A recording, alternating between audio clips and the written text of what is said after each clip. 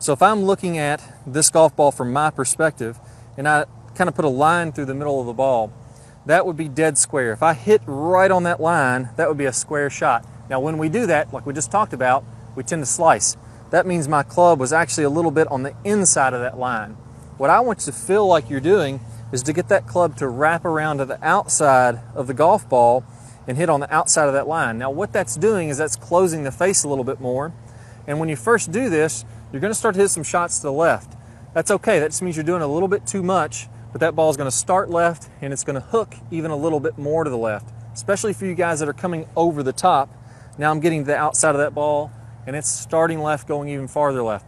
That's all right. Let's start out on the range doing this, and I want you to hit those shots that do go to the left, and then gradually we're going to start to come a little bit more from the inside.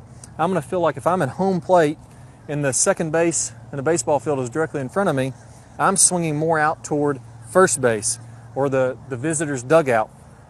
And now I'm going to be releasing that club, getting it to outside the ball. So what's going to happen is the ball's going to start a little bit straighter and then it's going to draw. After you've gotten a few of these in where that ball actually starts to turn on over a decent amount, let's just tone that down a little bit. I'm going to go ahead and hit one and really exaggerate though. I'm coming inside and out and I'm letting that face turn over. Now as I'm doing this, the feeling that I'm getting in my hands, if you go ahead and set this club up here, is that I'm taking this club and I'm twisting it just like I'm turning a clock. Like if you can imagine the butt end of the club is a clock face and I'm going to turn that, that's rolling the club.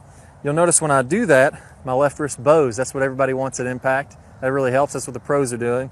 And my right wrist kind of turns knuckles back this way. That's what's going to release that face as I'm doing that.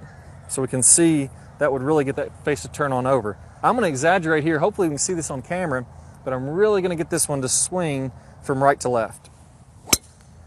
There we go. So we saw that one started down the middle of the fairway, hooked over to the left, almost by the trees. I'm right on track. That's what I want to have happen at first if I'm struggling with that slice.